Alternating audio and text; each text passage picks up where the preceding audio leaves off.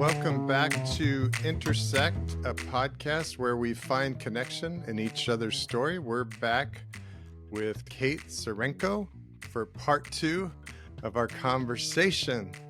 Last week, we talked about bullying in the church, as well as just her journey out of a controlling, challenging environment, and just about the time she thought she got away, she found herself in another similar situation.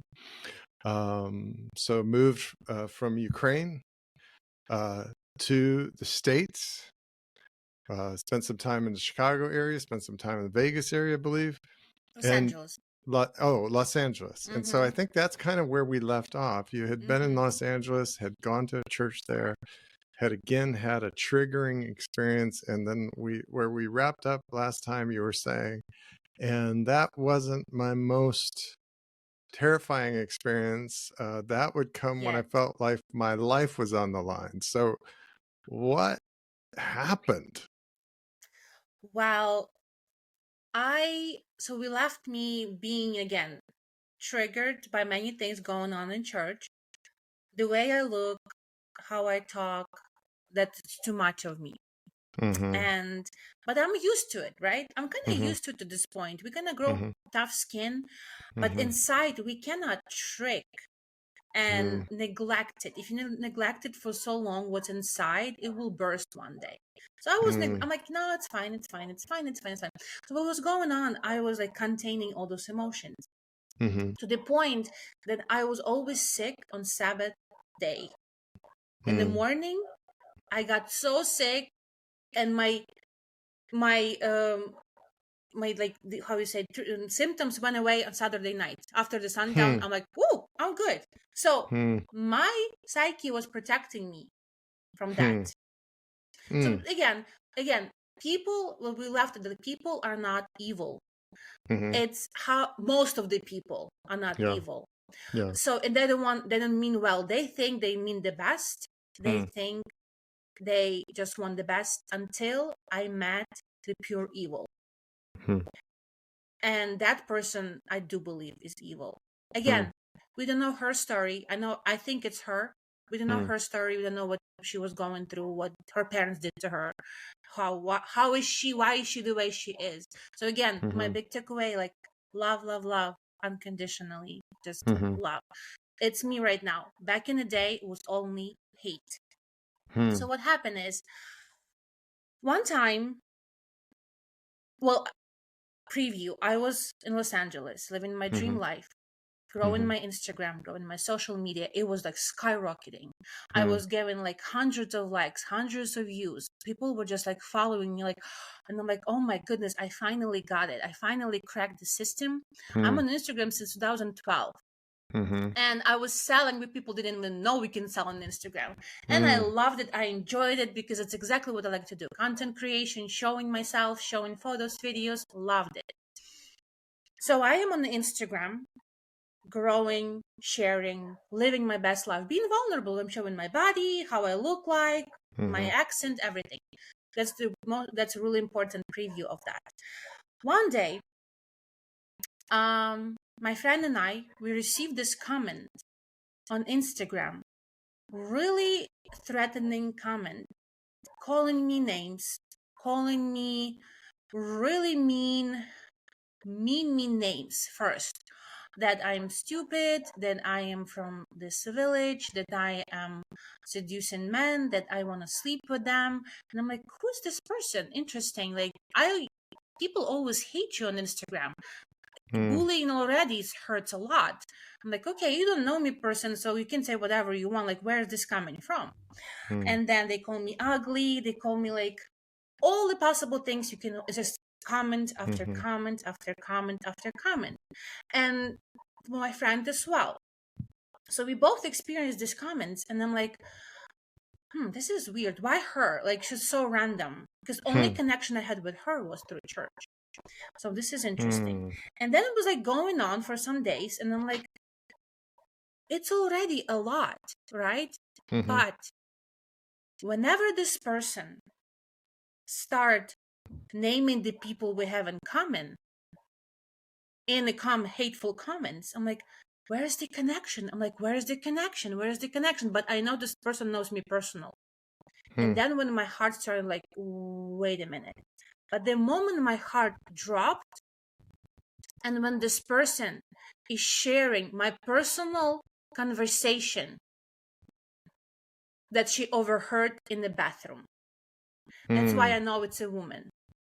Because it's like a tiny little restroom area in the church, tiny, like a little one. And I was with my friend sharing some information. So that person was in in that lavatory closed, and she heard the story, and she posting that comment about the story that I said personal, and my heart dropped because I realized that it's a person that actually next to me. And it was like close to you, or just close to me, like not next to me, meaning next to me all the time when I'm in the church. It's like next to me, really close to me in my space. Yeah. Okay. And why my heart dropped? Because a few days before this person told me, I will find you. I will chop you into pieces, and I will throw, it's so specific, and I will throw you in the ocean for the dolphins to eat. They said this on Instagram under the comments. And to tell you how obsessive the person was, I was blocking the person. It was opening new accounts. I said it was opening new accounts, like hundreds accounts a week, just to comment. That's how upset. And you just, it's not easy to open a new account on Instagram. Now it is a little bit easier because you have to phone number and all those things. Before, they have no limit. Before, you can create as many as you want, but you have to go through the thing, put the email, put the password. So this is obsession. This is not just, and I've been blocking and blocking and blocking. And I got really scared because I was going to church rehearsals Friday night, and that person was there. I don't want to say it publicly, but we kind of know who is this. And we even I went to pastor, I showed him. He's like, okay, you and your silly Instagram, like, just, I have stuff to do. And that was my first, like, what? Again, what I have already proven, church can protect me, no one can protect me, this is not safe. I did insist that they take some measure. We went to police, we filed a report, but it was hard to me because I was seeing an enemy in every person. I did not know who's this at the beginning. And you become like this obsessed about everything, about this idea, like who.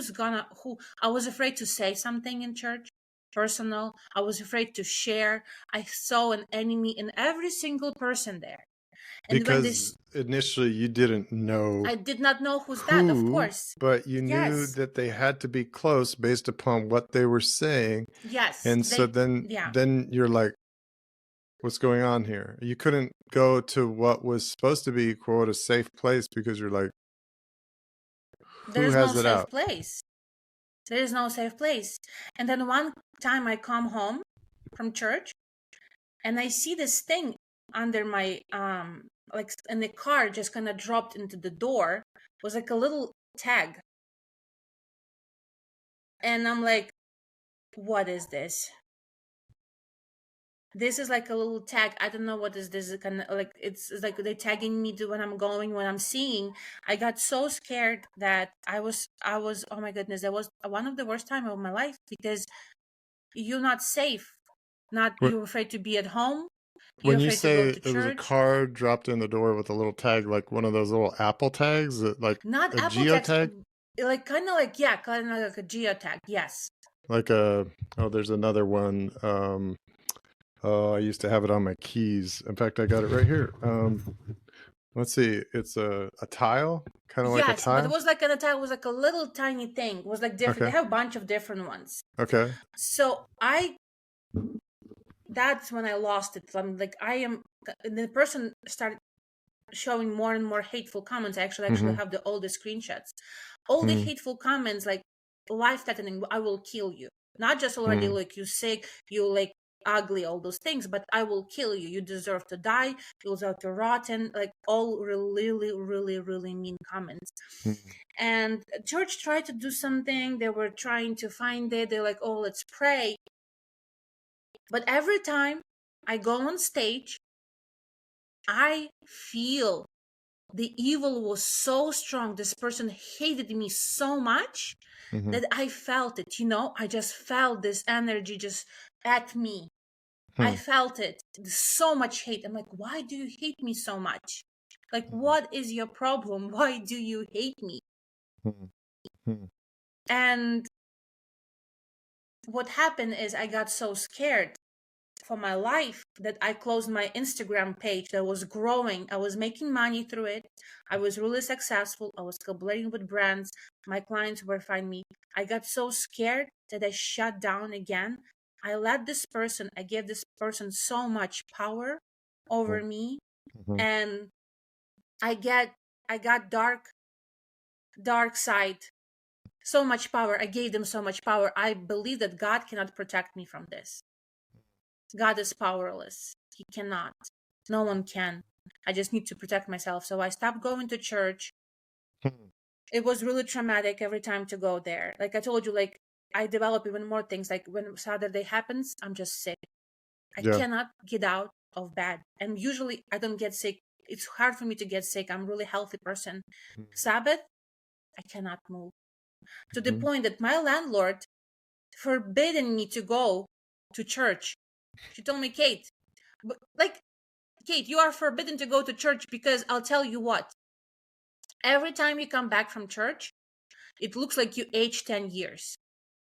So I stopped telling her that I go to church. So I stopped going to, no, but honestly, like God was represented in the worst idea. She's like, you religious people are the worst. Like, what kind of bullying is this? Because I tell her the story. So I was going to the ocean. I was going to meet my friends on Sabbath. But some days I was still going to church. And guess what? She knew it every time. You went to church, didn't you? You told me you weren't going, but I know you went. Because she could see it on my face. That's how traumatic it was.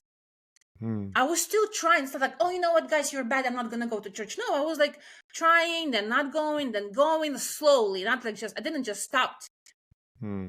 But she could see it every time on my face. Like, I knew you went to church. Okay. I just knew you went to church because I didn't see it. And she always right. She never just like never guessed every Saturday night. She was always right. So I realized like this is bad. And then I was still going, and I think maybe I would go, but I got into a car accident on my first and only, hopefully, car accident on my birthday that I couldn't walk anymore. And another story was proving a little back to my previous church that I gave 7 years. I stopped going to the church that I gave 7 years here in America because I got sick for the first time. I got sick and I stopped going to church. And there was almost no people. They contacted me, say, hey, Kate, are you okay? Something's wrong with you? Like, are you okay? I've been going to church every Sabbath. I was in charge of everything for 7 years.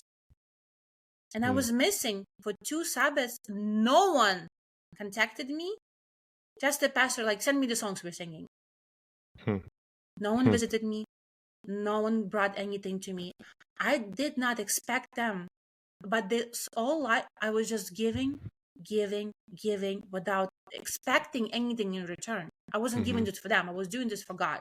But I don't think God needs me to be in this church to play these 3 little songs for people that hate me. I don't know. It's just weird. So that was my first thing. Like, wait a minute.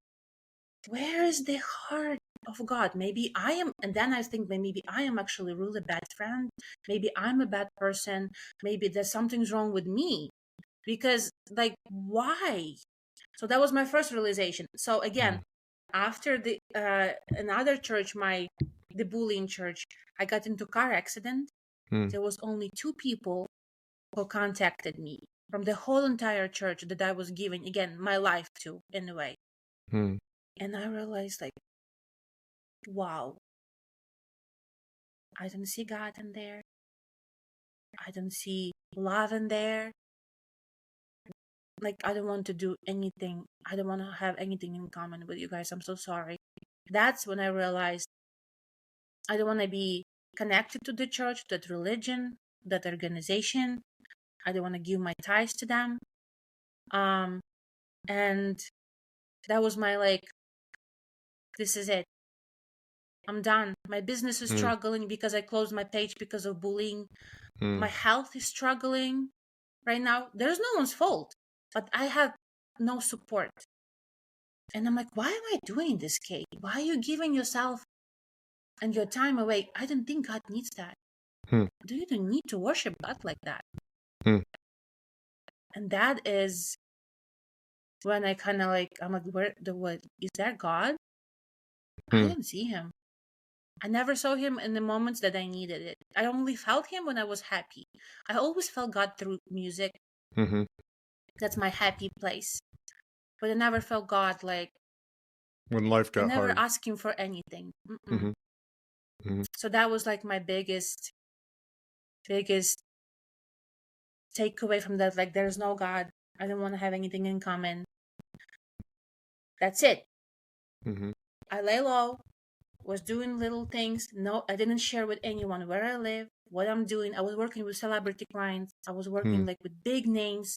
I had my resume can go pages and pages, but I was afraid to share because they will be bullying me for what I'm doing, because I need to make myself small, because it's dangerous. The world is dangerous and God cannot protect me.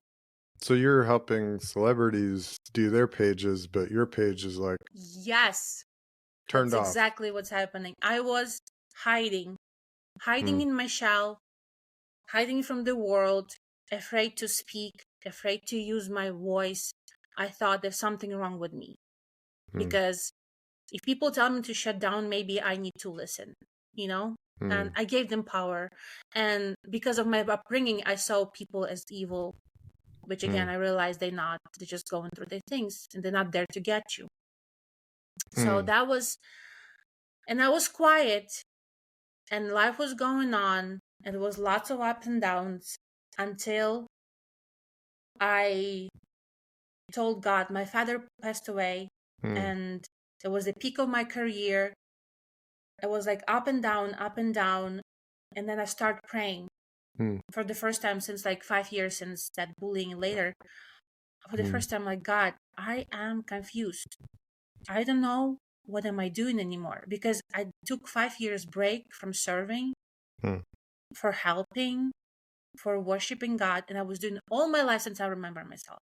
So I felt something's missing, and I'm like, God, where am I supposed to go? What am I supposed to do? I trust you. I trust you. Like, how did you even come to that place to say, I trust you? Because like everything you'd I experienced was found like, God outside of church. I found God through New Age religion, through New Age spirituality.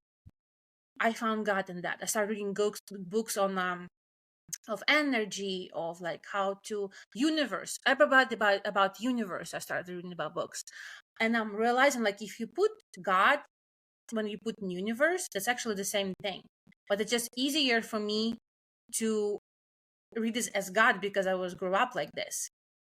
And I found God through that. 5 years in Los Angeles, I found God through that. It's ridiculous, but I did. I found his love. I found that, but not that he's not in church. He outside of church. So when you say you found God in New Age religion or spirituality, is that like, is that where you are today, or is that? Right now it's a long way. It's not am I right now, but that at that point when I said, God, I trust you, please guide me. It's when I realized I felt the evil spirit for the first time in my life in Los Angeles. I just felt it. And then I got afraid and I started praying. Okay, so when you say, Lord, I trust you, please guide me, on the heels of that, you say you felt evil spirit. Before Before. I felt the evil spirit, that's why I started praying, because I got scared. And I realized nothing can help me, but my God is powerful because I remember. And why do you think that, what was it about what you were experiencing that all of a sudden it was like you feel the evil spirit, and then what do you think was going on that kind of triggered that awareness, and then this turning to God to say, I trust you? I think I've been experienced again being in Los Angeles through different feelings of people doing different stuff. Mm-hmm. And I'm like, okay, this is not what I'm supposed to be part of. And it was here and there. And then when there's big things, when I felt like I couldn't sleep at night, I felt someone's in my room. It was really weird experience. I never experienced that before. So I prayed to God and that feeling went away. And I'm like, wait a minute, is that my brain or the God is real? And then I start praying to him okay, God, if you're real, guide me, show me, I trust you. I keep saying those words, I trust you, I trust you, I trust you. Show me where you want me. Use me. Use my talents. I trust you. So I begin saying, I've been writing in my journal, I have just things I trust you, God. And then war in Ukraine happened. And that's not very long ago. That started what, February 22? Yes. Okay, so we're getting that's close exactly to today. Yeah, it's really close. For me, it's happened yesterday. Those 2 years didn't exist for me. They just went like this. I still live in those days right now, feeling right now. So when the war in Ukraine happened, I started, the first day it happened, people were evacuating. Most of my friends were paralyzed. They didn't know what to do, what's going on. For some reason, I felt like someone turned me on. I had a switch somewhere, and it's not me. It's some superhuman switch, activated superpower. That's what happened. I become the super person. Some people start coming to me. We find the drivers to evacuate people. I found the sponsors to evacuate people. This first day of war, people wake up 5 a.m. in Ukraine. No one knew what to do it. I was started already doing it, and I don't know where that come from. And you're doing all of this online at the keyboard? Online only. I grew to my phone. I was like this with my phone 14 hours a day. We have screen time registered. I had 14 hours of screen time a day. I slept with phone. I woke up with phone. And then funny thing is, before, it took me 1 year to build this habit to fall asleep without the phone, wake up without the phone. I was actually so good, was working toward it so well, and then this happened. And then I remembered I had 100 people contacted me every day. And I realized in order for me to serve them well, I need to open up my Instagram page. And then I felt the fear of the bullying. Some people will see my photos, that those bullies, maybe they still follow me. They will see my photos. They will see who I am. They will see again what I'm up to, where I live. I still don't tell people where I live to these days. No one knows where I live. What state, what city. I still have this fear not to share. And I don't tell them because of that. Yeah. So I opened out my page. It was so scary. It's like letting the enemy in your house, in your personal house. And I was so terrified. But then, because I realized I am claiming my power back, I let this person took 5 years away from my life. I could build a career and grow and do things because this is what I do for a living. It's big for me. I let that person do this to me. And I actually posted, I am claiming my power back. And if I can stand up to that bully, we can all together stand up to those bullies from Russia. Oh, I love exactly said that. Yeah, we talk about finding connection in each other's story, the intersect. And Yes. so out of your own personal story, you're looking at what's happening in Ukraine as it's being invaded, and you're Yes. like, I know what that is. I have to exercise my voice to speak out. Exactly. I have to stand up to the bully. And if I couldn't do it for the one person, I'm ready to stand up for those bullies. Because guess what?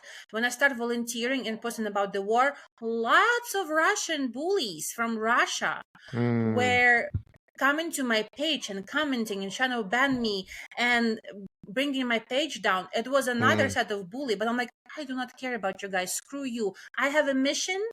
And my mission is to share the knowledge, because we were shouldering the shelters, the phone numbers. People were like sharing my page like crazy. They were tagging me with President of Ukraine and me.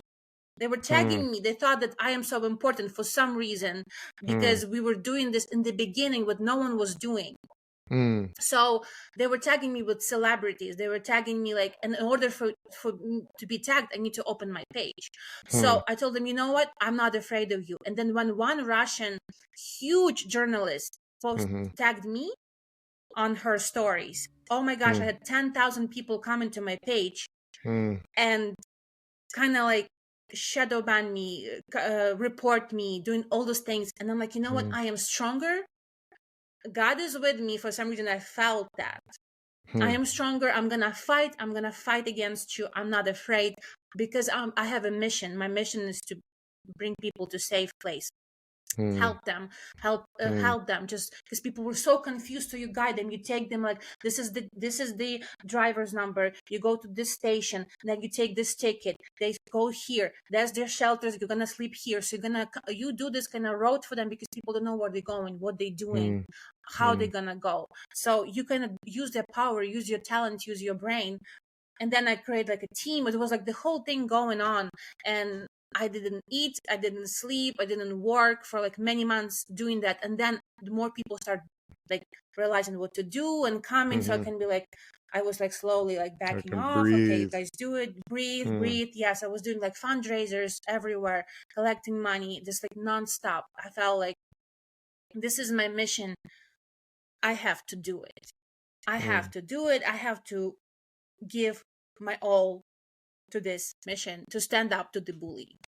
So in this point where I arrived right now is, your voices matter. Do not let other people take your power away. Don't give them power. That's it. And I am like being introduced to God again through different channels.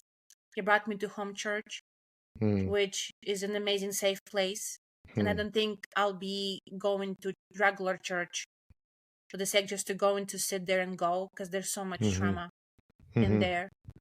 And I do believe that God guided me here, because I will never go back on my own through the church anymore. So I do believe that I'm still in process. I'm still in journey.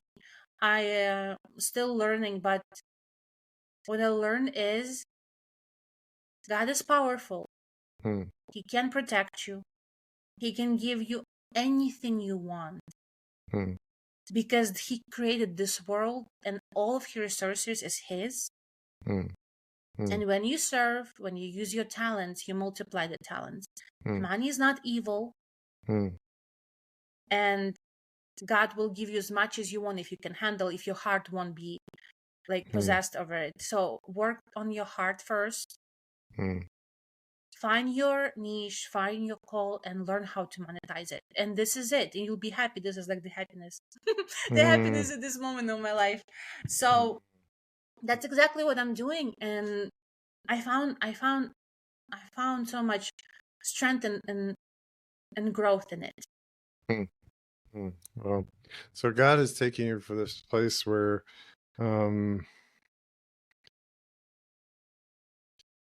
your faith heritage was a place where you were bullied. Yes. But then in the midst of all that, there was this little girl that wanted to express, that wanted to live with joy, that wanted to dance, so to speak. And out of that sense of joy, of entering the dance, of entering the song of life, um, you found this place where you could express your voice as an influencer, where what had sought to shut you down, the bullying, the work of the enemy, so to speak, through well-meaning, maybe even sincere people, but didn't realize even how maybe some texture of bullying, some texture of trauma in their own life had maybe shut them down. So they kind of got wrapped up in this cycle of shutting the people around them down. But in a kind of turn of events, as you started to open yourself up to God to say, I trust you, you saw how he had taken this attempt to crush you and turned it into an opportunity for you to use your talents and your gifts and your natural expression of who you are to make a difference for your homeland at a time of crisis. So in a kind of funny sort of way, he brought you home virtually to stand up to the bullies that were attacking the people of your home. That's exactly. And then I realized that I used again all of my skills and talents in that. It just like like I felt like I've been coming to this point. I've been trained to be activated at this point of my life. It's just a weird feeling. Like all of my talents, my skills, again, social media, networking, how to talk to people, like how to again sell, how to do storytell in order for people to want to donate. All of those things. But again, when you do it from sincere heart, not just like I want your money, all of those things, how to organize team, because I had to organize team to help me, all those things, like all of the things were just like God used me for that moment. And I needed to be there. So before we started this conversation, an episode ago, which is all happening in the same day, but before we even got on, you were like, I don't even know if I should be on today because I just got off a call with a family member back home in the Ukraine. Yes. And I'm not even sure, like, and you mentioned a sense of almost like sometimes, well, like soldiers will come home and they talk about survivor's guilt, you know, and in this wrestling with, why am I living in a place and have abundance and a blessing? And I've got family members back in the Ukraine that are living under duress and hardship and whatnot. If you think about where we started today, and then in the telling of your story, as we're wrapping up here, why do you think that experience happened on the front end Right of you before. telling your story? Like, what's the significance of all of this, just of where you are right now? You know, I don't believe in like signs in a way, like signs, but I believe that God gives you some signs too. And there was a point of me to talk. Usually, when I do meetings, when I do something important, I never talk with my family members because I know that's going to be upsetting. Not all the time, but sometimes. For some reason, I felt like I have to wake up. I have to like pick up the phone. I have to. While I was getting ready, I had to pick up the phone. And like I said, when we started talking, I'm like, if I cry, I told you, if I cry through the episode, it's not usually me. Usually I'm really upgoing, like upbeat. And maybe that conversation that I had reminded me how significant my job was, because I forgot how much we did. I forgot how significant our what we were doing with my team, how significant that was.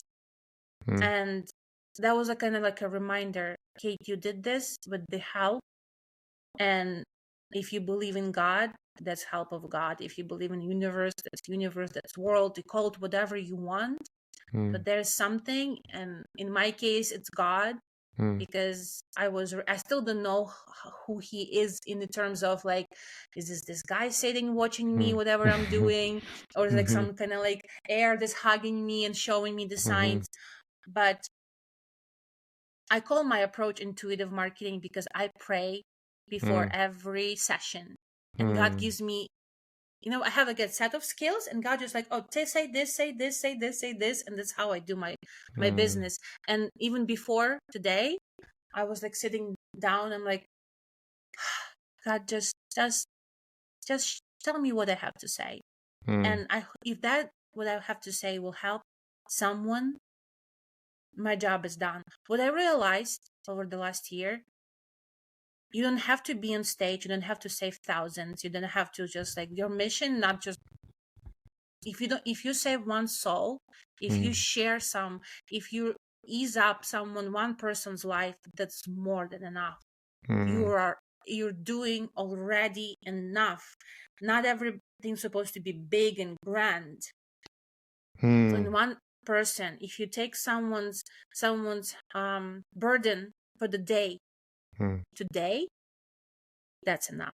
So more than all the clicks, all the likes, all the follows, all the numbers is the one. The one.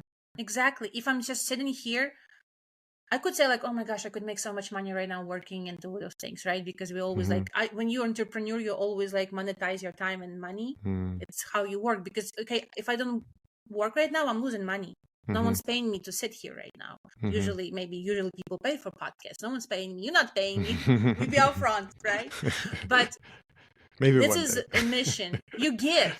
You give. This is the mission. So because I'm so blessed, I have so much right now, so much that I am willing to share. But God brought me this through this 2 years of the worst time of my life, mentally, physically, the worst 2 years. He never left me for a day. He always provided me with money, with food, with shelter, with people. And I always felt like He's guiding me. He's showing me the people. So I bless you. So I have to share. And if only one person listens to this and takes something from it, that's enough. It's okay. Maybe this is a good way to end, and it's a little bit of a risk. But so you mentioned this idea of intuitive marketing, that you pray as you're preparing to work for a client, work with a client. But would you be open to saying a prayer for our listeners today, just of whatever God would put on your heart, of how He might want to bless them based upon what they've heard from your experience and your story, and what it might be triggering in their own story? Oh, wow. Yeah, I rarely pray even in church because I feel like it's just so much power in it.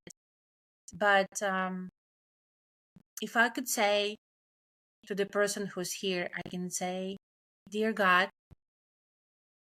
to whoever listens right now, if they're lost and they need your guidance and they need you, show yourself to them. Show this through the sign, through conversation, through video. Be with them, guide them. Because I do believe that when you find your calling, it's the best thing they can do. And if you are struggling right now to find your calling, pray and God will help you. Another thing, what I do, I'll share you.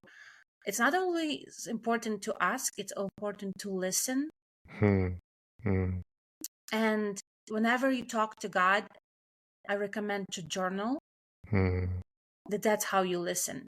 Because God will give you thoughts. He gives you ideas. You can just journal like, I woke up today. I don't feel good. Sun is blooming. I need to do laundry. It's like you just start writing stuff down. Like, wait a minute, maybe I should do this. Maybe I should do this. And I do believe that God talks through you this ways as well. And if that's something you need, that's a great tool to listen, not just to talk. And so, dear listener, as we say goodbye today, my prayer for you is that something from Kate's story has resonated. That something from her prayer has awoken in you a hope. And that you can find time not only to listen to this podcast, if you've heard this, you are listening, but that you will find time to listen to the one who is not only calling your name, but calling you into your calling. into the Yes. intersect of his goodness and grace. And with that, we say blessings, courage, and may you find the intersect between your story, God's, and the person next to you. Go in his grace. See you later.